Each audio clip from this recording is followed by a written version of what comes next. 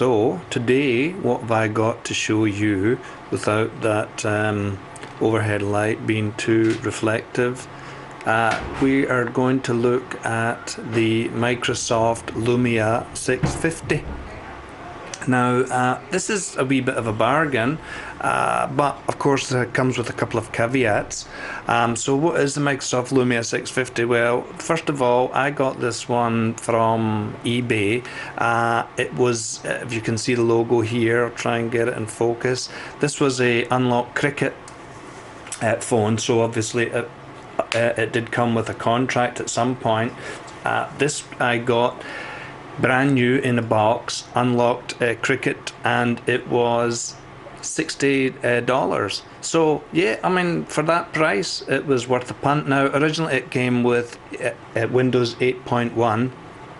I am registered with the Windows Insider program, and it made if you do that, it means that you can usually get a quick update to Windows 10, and I got the update and it now has Windows 10 Mobile.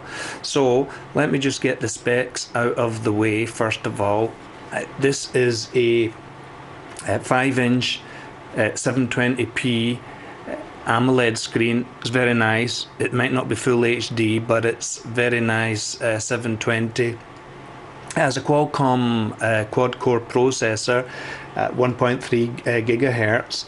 Front camera is 5 megapixels. Rear camera is 8 megapixels. 1 GB of RAM, and this particular device comes with 16 GB of internal memory, and you can put a SD card, I think up to 64, but maybe 128 GB. Now, like most of the Lumia phones, okay, let's get this out of the way. I like Lumia. I like Nokia Lumia, and I think since Microsoft taken over, perhaps maybe they're not as aesthetically nice as the Nokia Lumia, because pretty much it's a plastic phone. This one's slightly different from the pack, as it has, as you can see here, it has this metal rim all the way around, except here at the headphone jack it seems to just have the plastic bit here, but actually it's fine. It feels it's a very, very light phone, so it feels nice. I don't mind plastic phones or polycarbonate. I really don't mind them. So and my next review will be another Windows 10 phone, but a wee bit more expensive. I don't mind the plastic. This one feels okay. I would have liked it in another color, not black, but this one feels okay. Now of course it has the what do you call it, the removable back, and you can remove the battery. I'm not going to remove that. Put in your SIM card and your SD card. So one of these snap together like this. So yeah, that's okay. It's fine. You can replace the battery, have an extra battery, have a spare battery, whatever you fancy. Now, before I get into Windows 10, I just want to say this, because I think it's important to us music lovers. I think this has for some reason, over Bluetooth, using my Jaybird Bluetooth earphones, I think the sound on this is really, really good, and it's better than a lot of other phones that are higher specification. So I don't know if it's my ears, whatever. I just think that this is has really decent over. It's not bad with wired headphones as well, but I just found the Bluetooth really good for some reason. So yeah, you could stick all your music onto the SD card. You have a nice music player. Okay, so Windows 10, how does it work on a relatively low specified phone? Well, my experience has been that it doesn't work as well as Windows 8.1 on very low spec phone. That Hisense phone that I reviewed was very, very low spec, and Windows 8.1 worked really well. You would think it was very smooth. Everything just worked really well. Windows 10 on the 1 GB of RAM, this quad-core 1.3 gigahertz processor. Well, you know, it's not perfect. It's a wee bit on the stuttery side. Sometimes the apps take a while to open. Windows 10 loads, takes a while, but if you can bear with it, and it's not really horrendously bad, I'm really liking Windows 10. So I just think it is really nice, simple interface. I've reformatted this so it doesn't have any of my apps on it, etc. now. But you know, you can basically put these live tiles, all your apps that you want. You know, most of the big apps other than Snapchat are available, although I just noticed that LinkedIn wasn't available. I'm not sure that is me, but I couldn't find it on the store. But Facebook, Messenger, Skype, WhatsApp, Instagram, you know, all of these ones are available. So really, again, maybe as a second phone, it's something that you might want to consider. The screen, I think, is really cool. I really like it. It's very clear. You don't notice any pixels whatsoever. It's just a nice AMOLED screen.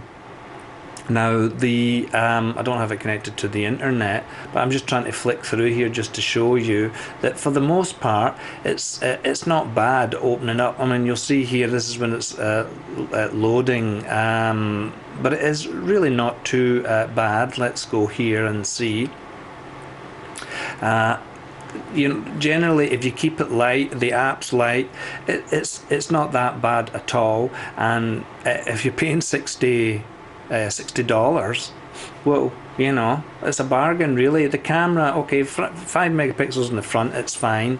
The rear camera, the 8 megapixel, you know, it's not bad for 8 megapixel. Look, you know, I suppose it is all subjective, but you know, I don't find it too bad. Let me just take a picture there. I don't think it's a bad camera whatsoever. This one's not particularly in focus, but you know, for doing your occasional snaps, etc., it is not a bad